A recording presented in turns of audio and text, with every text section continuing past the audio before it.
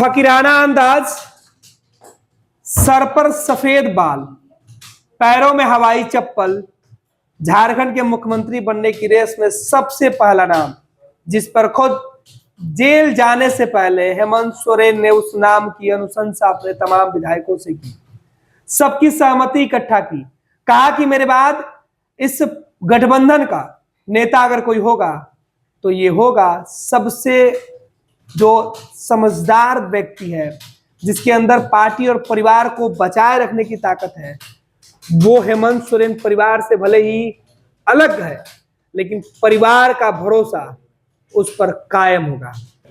यह नाम चंपाई सोरेन है। हमारे साथ नेहा एक शख्स जो बिल्कुल साधारण सा व्यक्ति सड़कों पर निकलता है तो लोग उसे आसानी से रोक लेते हैं, अपनी बातें कह देते हैं, सुना देते हैं। और हेमंत के बगल में जो शख्स आज मुस्कुराता हुआ तस्वीरों में दिख रहा है, ये हेमंत के बाद कुर्सी संभालने की तैयारी कर रहा है। बिल्कुल गणेश, चंपाई सोरेन के बारे में एक चीज कही जाती है कि वो अपने ट्विटर पर या फिर सोशल मीडिया प्लेटफॉर्म पर काफी ज्यादा एक्टिव रहते हैं। अगर आप उनका ट्विटर खोलकर देखेंगे तो किसी भी आम लोगों को कोई परेशानी होती है तो वो चंपाई सोरेन को टैग कर देता है कि मुझे अमुक अमुक परेशानी है, और वही ट्विटर पर वो उसका समाधान भी दे देते हैं। हम आपको उनके ट्विटर का एक स्क्रीनशॉट दिखा रहे हैं। चंपाई सोरेन, इनकी सहायता करे बोकारो डीओ। ये चंपाई सोरेन सबसे पहले अगर किसी को परेशानी होती है तो चंपाई सोरेन के ट्विटर हैंडल पर आता है एक्स पर और उन्हें टैग कर देता है। आदरणीय चंपाई सोरेन दादा, बोकारो जिले के उत्तरी गोडाबारी पंचायत के 60 वर्षीय बुजुर्ग असहाय इम्तियाज अंसारी ने कई बार शिविरों और कार्यालय में आवेदन दिया लेकिन पेंशन का लाभ नहीं मिला, इसलिए बुजुर्ग ने आपसे पेंशन की गुहार लगाई है, दादा मदद करे। ये व्यक्ति अपने सारे डॉक्यूमेंट के साथ ट्विटर हैंडल पर आता है और चंपाई सोरेन को टैग करता है और चंपाई सोरेन तुरंत विदिन अ मिनट उनकी हेल्प भी करते हैं। बोकारो डीसी इनकी सहायता करे उन्हें टैग करके, और डीसी ने भी यहाँ पर रिप्लाई दिया है। आप समय देखिए कि जनवरी 31 को ये हुआ है और चंपाई सोरेन ने जैसे ही डीसी बोकारो डीसी को टैग किया और बोकारो डीसी ने उनकी मदद भी की है। ये केवल एक चैट, हम आपको एक स्क्रीनशॉट दिखा रहे हैं, लेकिन इसके अलावा कई सारे ऐसे वाक्य हैं, या फिर उनका जब आप ट्विटर हैंडल खोलते हैं तो ऐसे ढेरों सारे आपको पोस्ट दिखाई देते हैं। ये बात चंपाई सोरेन के बारे में कही जाती है। इसके अलावा अगर चंपाई सोरेन के जीवन पर बात की जाए तो बेहद ही सादगी भरा उनका जीवन है। उनके बारे में कहा जाता है कि पैरों में चप्पल, ढीली सी शर्ट और पैंट और बालों में सफेदी, यही उनकी पहचान रही है। अगर चंपाई सोरेन के बारे में और भी बातें की जाए तो चंपाई सोरेन शिबू सोरेन और हेमंत सोरेन के काफी ज्यादा विश्वसनीय रहे हैं। सबसे पहले उन्होंने 1991 में उपचुनाव लड़ा था, उसके बाद वो जीत हासिल किए थे सरायकेला विधानसभा, और उस वक्त बिहार और झारखंड एक हुआ करता था। 1991 के बाद 1995 में चुनाव हुआ तो उस वक्त भी जो हमारे हैं सोरेन, इन्हें हेमंत सोरेन की हम बात नहीं कर रहे हैं, हम बात करेंगे चंपाई सोरेन की। तो चंपाई सोरेन को वहां भी जीत हासिल हुई थी। उसके बाद 2000 में जब वो सरायकेला से चुनाव लड़ते हैं तो उन्हें मात्र एक बार हार मिलती है। उसके बाद 2005 से लेकर के अब तक सरायकेला के विधानसभा से वो चुनाव लड़े हैं और उन्होंने जीत भी हासिल की। ये तमाम बातें चंपाई सोरेन के बारे में कही जाती है और अब वो मुख्यमंत्री रेस में है गणेश। इसके अलावा चंपाई सोरेन के बारे में अगर बात की जाए तो ढेर सारी बातें उनके सामने आती है। शिबू सोरेन से भी उनका काफी अच्छा रिश्ता रहा है। तो नेहा, जिस तरीके से जिस शख्स की चर्चा हम कर रहे हैं, उनका जो झारखंड के अंदर जो उनकी सियासत है, उनके जानकार जो मतलब उनको जिन्होंने देखा है सियासत करते हुए, बताया जाता है कि झारखंड में अगर किसी समस्या पर अगर चंपाई सोरेन अगर बैठ जाते हैं तो वो समस्या खत्म जब तक नहीं होती है तब तक उठते नहीं है। और यही वजह है कि उनको अलग अलग उपाधि से भी लोग जानते हैं, कोई दादा बोलते हैं या अलग झारखंड का टाइगर भी कहा जाता है।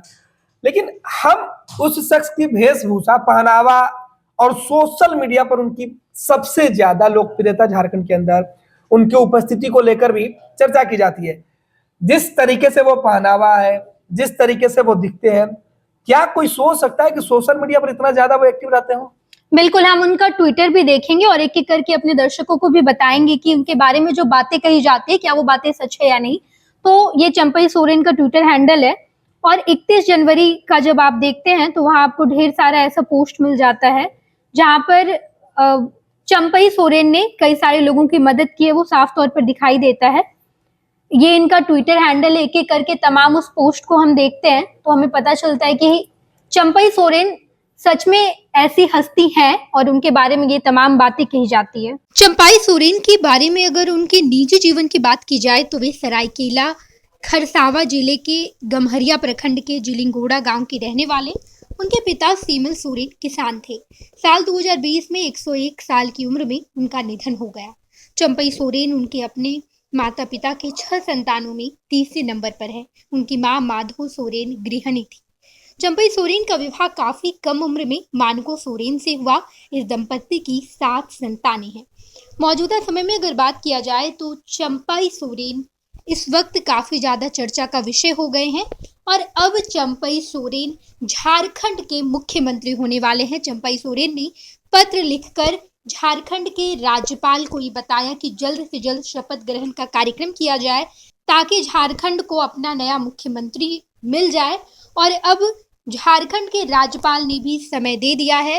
राधा कृष्णन झारखंड के राज्यपाल हैं जिन्होंने कहा है कि 5:30 बजे आप आइए और आपसे मिलेंगे हम। ये तमाम जो अभी राजनीति में चल रहा है कि झारखंड की राजनीति में अब तक हेमंत सोरेन के बाद चंपई सोरेन झारखंड के अगले मुख्यमंत्री होने वाले हैं। पैनोरमा ग्रुप, जो सोचता है वो करता है। ये लो मुंह मीठा करो, आज मैंने अपना जॉब छोड़ दिया। अब हम पूर्णिया वापस जाएंगे।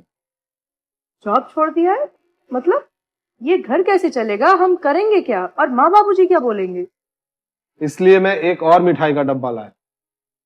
अपने बिजनेस के लिए लोन अप्रूव हो गया। अरे लोन अप्रूव हो गया वो तो ठीक है, लेकिन पूर्णिया में हम रहेंगे कहाँ? अपना घर भी तो नहीं है वहाँ। इसलिए तो एक और मिठाई का डब्बा अलग से लाया हूँ। हमने पूर्णिया में घर ले लिया है, पूर्णिया के ई होम्स पैनोरमा में। पूर्णिया में पैनोरमा ग्रुप लेकर आए हैं ई होम्स पैनोरमा।